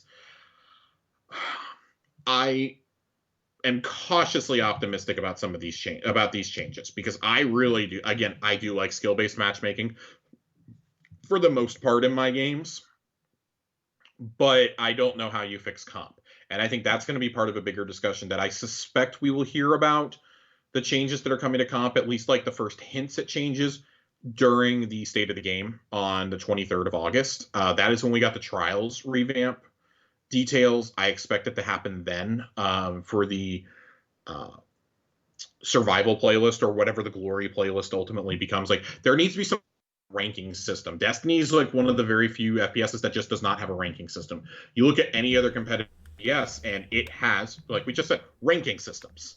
You need that in a competitive mode, and I think that they're finally starting to grasp that. I want to go down to some of these higher, some of these bullet points here. Some of the goals we'll be working on over the next few seasons. All players, including new lights, can enter the Crucible and regularly get matches where they feel competitive. All players, whether solo or with a fire team, can find a place in the Crucible where they can play a variety of matches and have a reasonable chance of winning. We are defining reasonable as expected win rate between 40 and 60% for most matches. I think that's fair. Players are rewarded based on their skill and proud of their skill. Reserve a place for players who do not want to engage in the skill system. Generally speaking, any matchmaking in a competitive multiplayer game tends to put together high-quality matches. We consider 3 things when assembling a high-quality match: connection quality, match fairness, matchmaking speed. You can go read those. If you need more explanation on those, it's there. I don't know, Josh. I think you should read it all. I'm not reading it all. Despite having a Gatorade, I'm not reading them all. When matchmaking, we must balance these 3 elements. If we want to lower matchmaking speed, we are going to need matches that are less fair or matches with a lower connection quality. We will continue tuning to find the best balance possible. Skill. Throughout this TWAB, we'll be using the term skill. In Destiny, the term refers to how we rate all players who participate in PvP on a scale of 2,000. Player skill is reflected in a graph that looks like this. Internally, skill is a combination of stats made up of your performance, which includes kills, deaths, captures, round wins, revives, dunks, etc., that ranks you against all the other players in a match. Each player's skill is compared against the skill of the other players in a match, and we make skill adjustments for all players at the end of a match where the 2 rankings differ. There's also a confidence rating. The more games the system has seen you in recently, the more confident the skill adjustment is. In addition to the stats mentioned, skill encompasses all sorts of things: reaction times, agility, how you approach fights, how well you know the map and mode, how well you know your character, build your character, weapons, armor, mods, and how you blend all those into performance with other players. You won't ever actually see a skill value in-game, and while we're currently only using it to try to get fairer matches in survival and elimination, we still track it for all modes, including Gambit. This gives us a reasonable starting spot in new game types like Rift or Zone Control.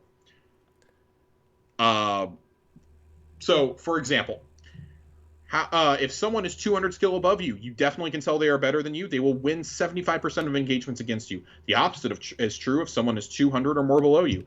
By the time you get to a difference of 400, the better players are going to win 90% of engagements, and lower skilled players need to get extremely lucky to pull off a win. Once you get to a difference of 600, there is basically zero chance for lower skilled players to ever win a 1v1 conflict. Engagements should get fairer the closer you get to the same skill, and that is the goal. The problem space. And here is where this is where I think people are going to get upset, because parts of the PvP community are going to get called out here. As we started looking at the competitive landscape, we noticed a few things. Outside of survival and elim, the ability to influence whether your team wins or loses is usually out of your personal control if you are average skill or below, which is over half the population. This can feel bad as the match outcome feels essentially random and you don't feel motivated to try to win. This contributed to us de-emphasizing winning as a requirement to gain rewards in the Crucible. The current landscape also allows brand new players to match up with some of the highest skilled veterans and are expected to compete. On the flip side, if you are highly skilled, you are often put on a team where it feels like you are carrying them and must constantly perform if you want to stand a chance at winning. This doesn't feel good for anyone. In Control, skill disparities on a team can be stark. Over 50% of matches have a disparity 900 or more between the best and worst player, which is so significant the outcome is already known before a single shot is fired. On the other hand, in freelance survival, 60% of matches have a 250 difference or less. This is much more reasonable. There's a control graph here that you can take a look at in returns to time limit, objective met, mercy, or match quit for how matches end.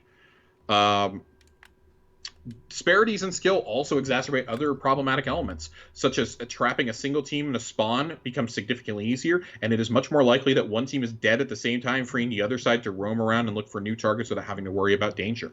Because of extreme factors, no matter your skill, it becomes hard to tell if you're improving or not. Was that a great player, or are they just a worse player than me? You may quite reasonably look for other stats to demonstrate how good you are. Kills, assists, and deaths, your KDA, are great, but it's still unclear how good your opponents are. Given that matchmaking is dependent on lots of factors, KDA in a low population situation can mean a very different thing skill-wise than the KDA in a normal or high population scenario. You can check third-party sites that track ELO. ELO isn't something we track, use, or validate, so it's a use-at-your-own-risk data point. If you can't tell if you're improving, it's hard to be motivated to improve. We know we have to do something to solve these problems and more to get Crucible into a better place. We know we won't be able to address everything in Season 18, but this is the start of an ongoing process. Match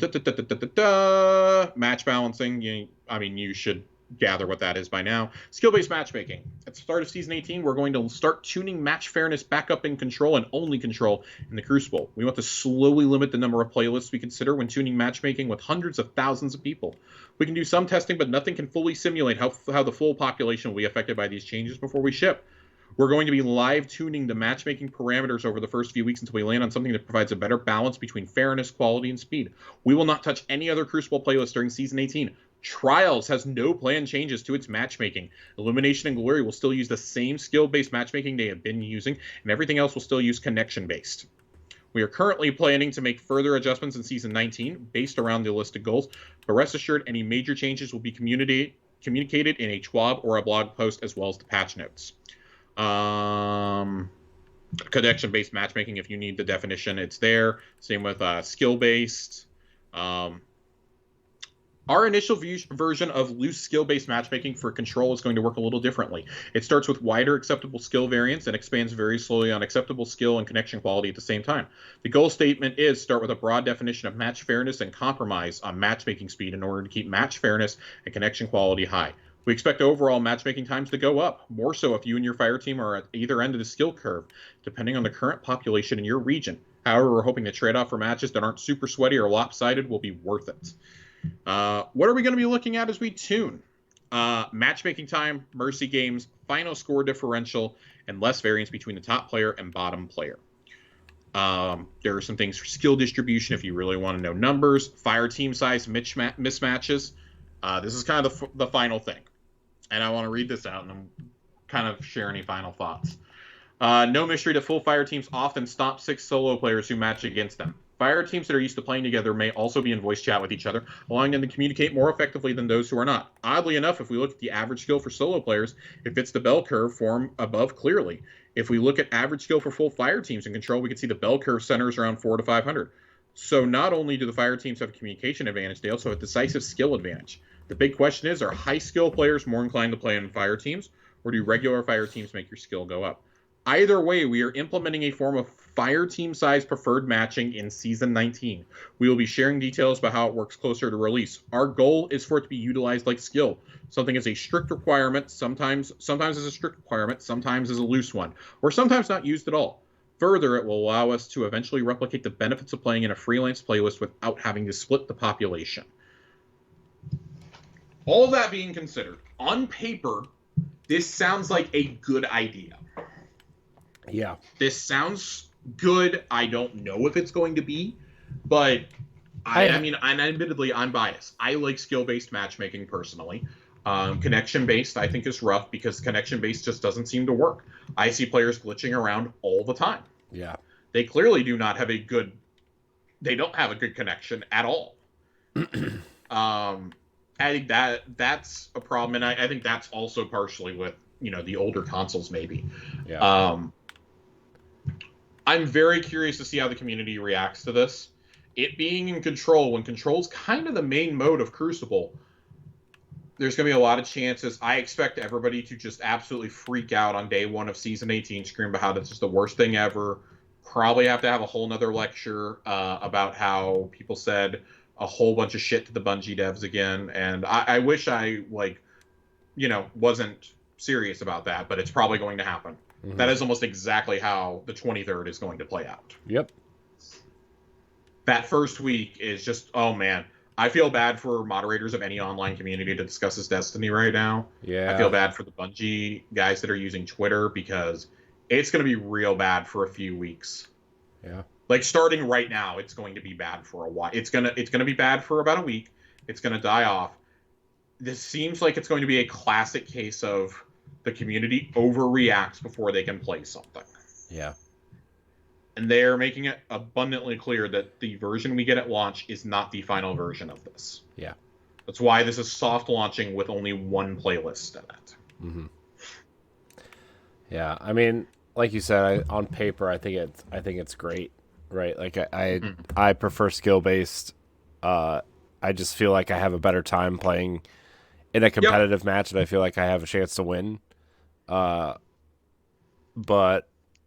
at the same time, I think some things sound better on paper from this game, and then they come out, and then it's not as expected. But I think this is a little bit different than some of those things, right? Like I think Absolutely. This is just a system, especially like what you said with like encouraging new lights to play all the game modes, and you get sucked into like, especially later in an expansion or a season or something when some people may have dropped off and only the hardcore are playing, right? Like, my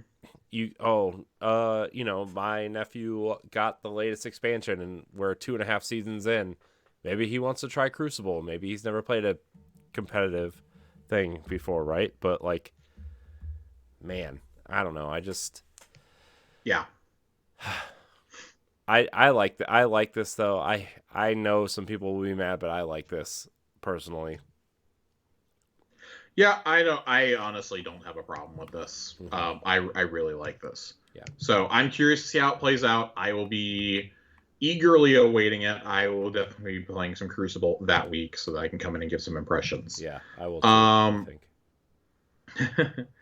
Let's let me see if there's anything else here before we get to a couple listener questions that we have this week. Lots of Eternity will be the next Trials of Osiris map. You had a chance to vote on it. There is an emblem that there is a emblem you can claim through Bungie rewards starting next week after reset on August 2nd. There's a new Prime Gaming bundle. That's really about all that we got here. Yeah. But Josh, before we move on into questions, yes, I did put out a poll on Twitter. Yes, we need to talk about the poll results. So I asked people what console they were playing on, right? Base PS4, Xbox One, Xbox One X, or PS4 Pro, or Xbox Series, PS5, PC. We didn't have very many votes. Overwhelming majority picked Xbox Series, PS5, and PC. And then we had a few comments. Someone's playing on an Xbox One S and says the experience is fine. It only chugs on a Vault of Glass, which is probably expected. Some people are playing on PS4 Pros. This person says PS4 Pro here, have a Series S, but cross-saved. The cross-save is messed up, so I can't play it there right now. I'm trying to hunt down a PS5 at some point. Pro tip on cross-save, if you unlink all of your accounts to your Bungie account and reconnect them, that should do it. Sometimes it takes about, I know there's like a 90-day limit on reconnecting some accounts, but yeah. This person said drop down from a PS5 to a Destiny Edition PS4. So it seems a few people are still playing on at least Xbox One. The Stadia comment was my absolute favorite. I know, and they didn't vote. Stadia. I laughed very, very hard at that, for the record. I did too. That was pretty funny. That was pretty good. Pretty good. We found the one Stadia. We found the one Stadia player. They should get a prize just for playing on Stadia. I don't know what it is, but I'll send them a disc of Destiny 2. That doesn't work. Yeah, Alex Kruger's the one who wrote in on that one, and I'm sorry that we made fun of Stadia. I'm not. It's Stadia, dude. By the way, I saw Stadia and Luna commercials this week. That's wild. I always forget that Luna is actually a thing. Yeah, I do too. And it's free with your Prime subscription, apparently. The base. You asked another question. You asked a couple questions this week about, was there anything you guys want to see us do more of? We got some feedback, such as like a Discord. Andre over here, a Discord, so we can gather from across the stars to help out each other. Some pins. And then merch, stickers, or anything Josh doesn't want. Listen, I don't know what you're referring to here. None of my toys are for sale, Andre. Okay, none of my merch is for sale. And then we had Jesus said TikTok, discovered a few new pods just by scrolling through TikTok. And, of course, Johnny is asking for an OnlyFans. Christy wants an It's Been a Week t-shirt. I made sure I did not say it tonight because I'm not going to let y'all hold that one over my head. That's ending now. Gosh, no, it's not. It's not ending. It's going to be a thing forever. It's ending. I'm like secretly going to title the next episode that I host by myself. It's Been a Week.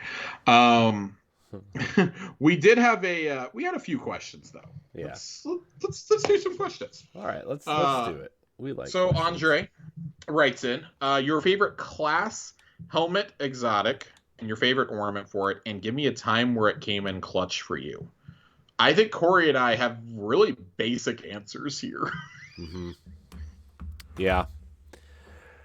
You go first, Josh. What's your... Celestial Nighthawk. Yeah. It's Celestial Nighthawk. I like the Plague Doctor mask that I got a couple years ago for it. Ooh, that's cool. I like the Plague Doctor one. I really like the bird one though too, because it's just like really creepy. Yeah. Especially if you put a shader on eyes, like just blood red. When did Celestial Nighthawk not come in clutch? Is my question. Since OG Atheon, it's been coming in clutch. Right. So I don't really have like a specific instance. I did have one where I shot it. I think it was at Galron, and I did so much damage that it just stopped counting. It topped out at the 999,000 mark. That was back when they had to like cap the damage so that it didn't like break the game. Right. Of some of the numbers that could show up. I do remember doing that. Just like the health went from whoop, whoop, It was always fun seeing that happen on like that or on Insurrection Prime. Yeah. But yeah, Celestia Nighthawk way too many times to count that's coming clutch for me. But it's usually the opening salvo of damage. Right. Yeah. So. Yeah. Corey. I mean, for me. Go ahead and say it. We all know it. We all know what's coming. Dune marches. No. Dune marchers on his head. Helmut 14, obviously. Like, I mean, the bubble comes in clutch so many times. So many times. Like, especially when you're in a raid boss encounter and like all your team's like, I'm dying. I'm gonna die. Everybody's been there where like half of your team's like, I'm gonna die. I'm gonna die. I'm gonna die. No, I'm not. Yes, I am. And then you pop the bubble and everybody just hides right in the bubble for like 2 seconds while you recharge and then go back out with weapons and armor of light. Just saying.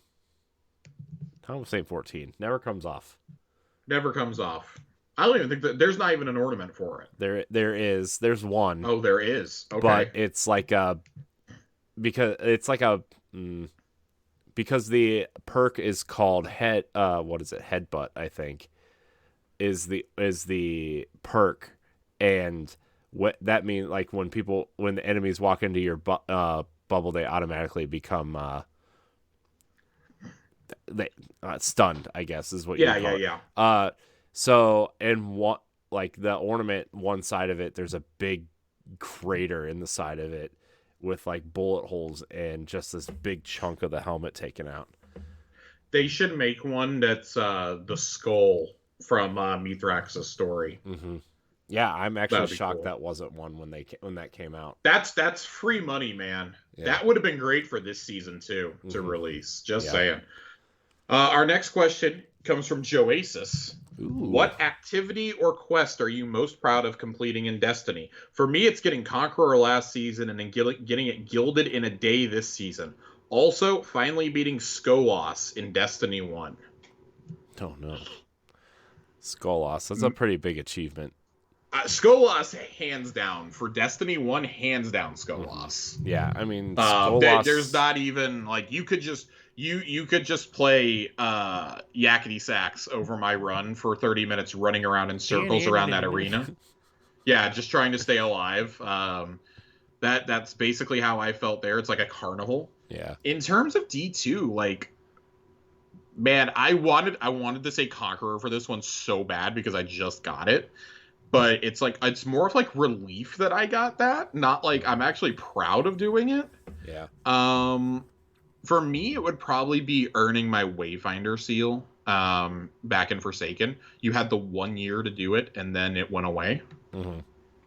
I would say Wayfarer is the one that I would come down on. I really, really like. I treasure that one. That's one of the few seals that I leave sitting out. Is my Wayfinder one. It's in the living room, but yeah. I mean, for me, D1, it's either Skolas or the hard mode raid for King's Fall, where we got it down. We got hard mode King's Fall down to 45 minutes a run, and like we were just like super committed to the point where like by the time Rise of Iron came out, we were kind of burned out of raiding because we did it so much. Like we literally did it with every character 3 times a week. And then D2, I don't know, like for me, Destiny, the way I play Destiny kind of changed after I had kids. Yeah. And, got married and stuff because like I don't have all that time anymore. So I haven't really done a lot of challenging things. I think just doing a raid would be, that for me. Like when we did Scourge of the Past before it was vaulted, like that was, for me, that was like so much fun because I hadn't done it in a while, and raiding is the best thing to do in Destiny, hands down, to me. The dungeon, I mean, don't get me wrong, the dungeons are great substitutes for people who don't have 6 people to get together at one time, but there's nothing like a raid in Destiny. And Leviathan was fine but not great. you know, Deepstone Crypt is really fun. Vault is fun. But just get like after like a year, I think, or two of not raiding at all and getting my feet wet with Scourge of the Past was like, and I know it's not exactly a hard raid at all, but it was still fun to get back in and getting the feet wet and learning new raid mechanics and seeing new things you hadn't seen before and all that stuff.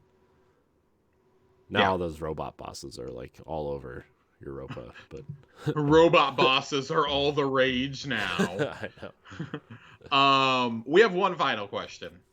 Jesus writes in, I'm interested to answer this one. What if one of the Destiny spin-off games was like Stray, but instead of a cat, you control a ghost? I mean, that'd be kind of interesting, I guess, to like find your guardian as a ghost. That'd be really kind of interesting. So I'm of two minds on this. One, I like the idea, but I think I'd like it better as like a mobile title that was like maybe 20 minutes long. Yeah. I'd enjoy that. Something kind of along the lines of, I don't know if you ever played Flower on PS4 and Vita back in the day. Yeah. And PS3. Something like that that's like a 40-minute experience maybe. Yeah. Would be kind of cool. Searching various planets for your guardian. The game I would like to see in the form of Stray, but instead of a ghost, I would like to control like a red jack that's trying to get back to Shaxx or something. Yeah. Or like, no, give me the sweeper bot. Give me the sweeper bot. Where all you do is sweep the tower. It's like that. What was that game where you played like you were like the janitor of like where you just clean up the mess of like mass murders, or like oh, I don't remember. No, I have no idea. What was that game called where you play as the janitor of like it was like a vampire game, but you were the person that cleaned up the mess instead of the person that made it? Give me Power Wash Sim in Destiny 2. Oh no. I've been playing a lot of Power Wash Sim. Yeah, how is it? It's on Game Pass, so I like it. Nice. Yeah, I hear good things. It's very soothing. Yeah. Yeah, and like infuriating at the same time. So I'm finding this game called Janitor Bleeds, but that's not it. It's definitely not it. Oh well, I don't really care that much. It's fine. All right, let's hit the lore corner before we have an announcement to close out the show. Ooh, an announcement. I have an announcement to make to close out the show. Yes. Oh no. Should I be scared? So, no. Oh. Trust me, you're aware of what it is. Oh, okay. So let's go here. I talked about Caliban's Hand a little bit. I've really been enjoying it, and I like the lore behind it. It kind of gives a little bit more insight to the Hunter Vanguard position. So, Caliban's Hand. Caliban 8 had the singular misfortune of winning the position of Hunter Vanguard in a card game he didn't even play. All he'd done was deal the hand that lost Tallulah Fairwind's bet and her life to an Ahamkara. Not a day went by where he didn't wish he'd cheated. At least then the Wish Dragon might have killed him as well. Now he sat as the second Hunter Vanguard in the city's history, chained to a desk in the tower. Responsible for a breed of guardians notorious for their unwillingness to answer communications or follow directions. Lula knew how to inspire a sense of camaraderie in them, but Caliban? He was just a guy who was dealt the wrong hand. Leaning back in his chair, he flipped a light-heated knife between his fingers and tossed it up into the ceiling. Its molten edge slid into the steel and instantly cooled, stuck alongside the other half-dozen blades he'd previously used to deface his office. It had been a slow afternoon. A light knock at his door caught his attention. An unassuming figure, robed and masked in white, stood at the entrance to the room. "Hard at work, I see," remarked the speaker. Caliban scoffed as he got to his feet. "Not sure what you expect me to do from behind a desk. You know how hunters are." The speaker nodded, then looked up to the ceiling. "How many knives do you have up your sleeve, Caliban?" "About that many," he joked, pointing upward. "Then it seems you must get up and collect them," the speaker mused. "Much like your hunters." Caliban began to reply, but for once he didn't know what to say. The speaker turned from the doorway and called out over his shoulder. "Take your time, Caliban. The desk will be here still when you return." I like this because it kind of like sets the tone for how Andalbrask and Cade 6 would eventually be, right? Right. Just kind of like the latest in this like long line of people who didn't want the job and they're stuck with it. The exotic is completely ridiculous. There's 4 flaming knives on it, for God's sake. This thing looks absurd, but it's great. I love it. I don't really have anything to add. I just think that's the first time we've heard from the speaker in quite a while, too. Yeah. Man, I tried to do my best Bill Nighy impression there. How many people right now that play Destiny, how many of them do not know who the speaker is? Oh, a lot. And on top of that, is this the same speaker that we knew, or is this a different speaker? There's some food for thought. Oh, no. Candescent Helm. Shax shakes his head as he watched the Crucible match play out on screen. Bravo Team's Warlock has been revived by their ghost 3 times in 30 seconds, and by the looks of things, they're well on their way to a 4th. It's a shameful display, and the rest of Bravo seems to be getting fed up with it. Tough match, huh? Shax turns to see Ikora Ray, her eyes fixed on the screen as well. Tough for that Warlock's team, Shax sighs. They've eaten full shotgun blast to the chest, a hunter's knife to the face, and even got disintegrated by their own grenade. Ikora replies absently. Bet you 500 glimmer that they rally. Shax tilts his head at her. Are you serious? I'm always serious, she replies, arched brow. After a moment, Shax nods. All right, I'll take that bet. They turn their attention back to the match. The Warlock is caught in an explosion, revived, impaled on a glaive, revived, falls off the edge of the arena, revived. And then they land a headshot. And another, then another. They stick close to a member of Bravo, drawing fire so that their teammate can release a fusion rifle burst right into their opponent. Shax watches in awe as the Warlock shapes their light into a flaming sword and takes to the sky, raining fire down on Alpha Team. When the smoke clears, Bravo ekes out a narrow victory. How did you know? Shax asks as he hands the glimmer to Ikora. That Warlock stayed in the match, she replies. Never bet against someone who won't quit. Again, don't really have anything to offer here. Just given that we discussed Crucible at length here, I felt like that was pretty fitting for us to close on this. Ikora Ray, Legend of the Crucible. I'm just leaving this really, really, really wanting more Shax dialogue rather than me having to try and impersonate Lenny James. Yeah. Man. Where's Shax? We need a Shax season. We need a Shax season. I've been pushing for it. I gotta think that he's gonna get one during Lightfall. He's the only real NPC who hasn't gotten focus in a season. Yeah. Called Season of the Horn. It's like him, Hawthorne. Yeah. Him and Hawthorne basically have the 801. The 3 of them haven't done anything. Hawthorne was a pretty big part of the Red War, though. Well, okay. In like the last 4 years, what has she done? For God's sake, it took us 3.5 to change her dialogue. As we wrap up here, I told you all I had a little bit of an announcement. I meant to make it at the top of the show, but we're going to remind you guys each week for the next couple weeks. On the 23rd, on Showcase Day, we're not going to do it live, primarily because my internet will not hold up if we attempt to do it live. I will crash and burn. Myself, A1 Johnny, Nerd Generalist, and Colonel Panic, Joe Wilson, are going to assemble immediately after the event finishes for an emergency reactions pod like we did last year for the Witch Queen and like Corey and I did the year before for Beyond Light, which started this whole thing. It's become tradition at this point to do it pretty much as soon as it airs. I will edit it and get it posted while we are sitting in the queue waiting to load into the game.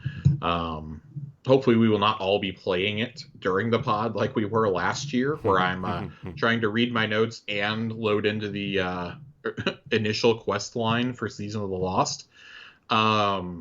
We will discuss everything that was there, and we will offer plenty of speculations. So beware, it will be spoiler-filled, potentially. It will be the entire showcase, and it will be our thoughts, probably running about 35-40 minutes in length, just like last year's. So something to look forward to. That'll be up at the latest by early Tuesday on the 23rd, early Tuesday afternoon that day as a bonus episode. So just want to let you know, y'all to be on the lookout for that one. I know a lot of people will be at work. John specifically switched his days off around so that he could not only be here with us, but check out the new season without getting spoiled. Attaboy, John. So, way to be a team player. The rest of us will be neglecting our duties. So, yeah, yeah, I would work from home that day, but Tuesday, Wednesday, Thursday for work are pretty busy for me. We will, Corey and I, rest assured, Corey and I will talk about the showcase again on that Thursday. Likely will be a meaty schwab. Like I said earlier, I'm kind of expecting that to be when we find out about the Crucible changes, about the Glory playlist. Yep. We did get the Trials update on the announcement date last year. We had to wait a few weeks for it. We'd have to wait a whole season now, but I think they'll at least give us a roadmap of where we're going as we start the 5-6 month journey to Lightfall. Yep. So we're almost there. We are almost halfway there. When that happens, we will be exactly 6 months away from the Witch Queen releasing. It's crazy to say that we're approaching Lightfall, but when we're still 7 months away. But in terms of narrative, we are speeding there right now. Yeah. We are getting pulled over and getting citations from the Tower Police right now. The Tower Police. Gotta love them. Corey, get us out of here.